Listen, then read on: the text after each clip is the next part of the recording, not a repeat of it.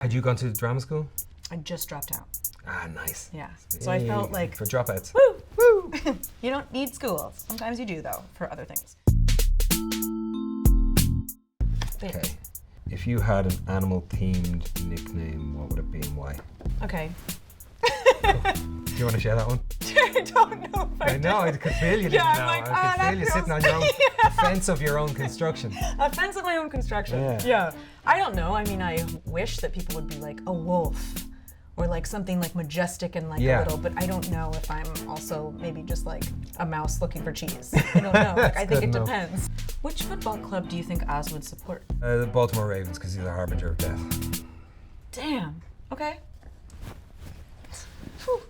What were your son's reactions the first time they saw you in the Oz costume? Oh, I remember that very clearly. Yeah. James's first reaction was just James loved the film, so he was just entertained by the film. Henry was there the first day that we did the makeup test. Claudine, his auntie, my sister, picked him up from school, and he came out, and I have it on the iPhone. Did I show you in the set? I don't know if you did. If I did, don't say you did, because Henry would kill me. It's the moment where he knows what's happening that day, and he comes in, and Flaw, my sister's recording him on the iPhone, and I'm only halfway, so it's creepier than the thing, because it's me, my nipples, my skinny belly button, and these skinny little legs, and then this monster from the shoulders up. He played along for a while, and then it was kind of like I could see it was a bit uncanny valley.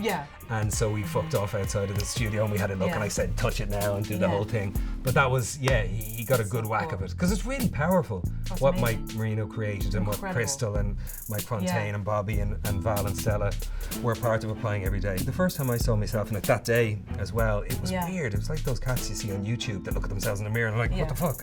Who's that? Exactly. And why is it moving like me? You know, having an existential crisis. But I also get it. Like, I would look at you and I know that you were in makeup for so long, but I was like, oh, I want to do that. It looked so fun. I know it was not fun without its challenges. Yeah, for sure, of course. Like but free. No, it was so like liberating. You would think it was the other way around, that it would be oppressing or it would be limiting, but it was so liberating. Yeah. Oh, we were kind of just talking about this. What is the best and worst part of having such an extensive costume? The worst part, if you want to go to the bathroom, you'd need a GPS to get your hands on yourself.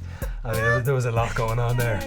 You know, there's a lot of zipping and a lot of stretching, a lot of pulling and stuff. Remember, I used to call it grumpy gratitude. Yes, absolutely. And I was definitely a grump. And I remember saying to my sister, am I a prick? No, but am I being a prick on set? Because I wasn't sure, because it was all so fucking dark at the end. And I know it's only acting and stuff, but it was just a lot of nights and it all got very heavy. The best part was just the utter transformation that was nothing to do with me. I had the opportunity and the good fortune to animate what Marino created. 4 hours a day, every day for the 86 applications that we did. You know, that was longer than I'd ever spent. I've always leaned into makeup departments and makeup artists, and we always did. But this was next level. Did you learn any new skills as part of playing your character? Being an unreserved badass wasn't a new skill, was it? I'm thinking in terms of like, I didn't twirl a baton. I mean, I you guess didn't I put your learned lipstick how to, on. No, I learned how to like bust a head open, I guess. Did you? I mean, you know. Yeah. I'd never had to like wear a fabulous gown while fighting. And be that sassy. Were you ever that sassy? Were you ever that sassy before? I mean, you were at maximum sass. I was at maximum sass. Shout out HBO Max. Maximum sass. Max sass. Thank you so much. Yeah, Max sass. Who from the cast of The Penguin would you most like to see on Broadway that has an Irish accent in real life? Okay, the last bit of that question wasn't I've seen Dee Dee on Broadway. You have? Was she amazing? Yeah. You've done it. I'd love to do it. Yeah, not in a long time. 20 years ago in London, at the Dunmore Warehouse. Do you want to do that? I would love to someday when I grow up, If you were going to open a restaurant, what would you name it? What kind of food would it be? What kind of food would it be? I don't want to give it away. Ooh. Yeah.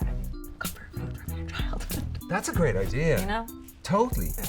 Kraft mac and cheese. Yeah, weird old sugary cereals. You could just like have like a nostalgia.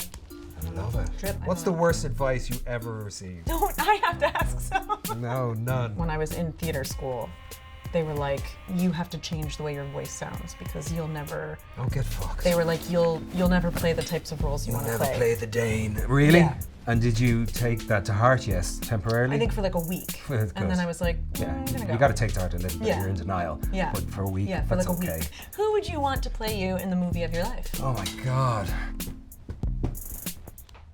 Would I have to sign away rights to it? Yeah. Never happening. Okay. Wow.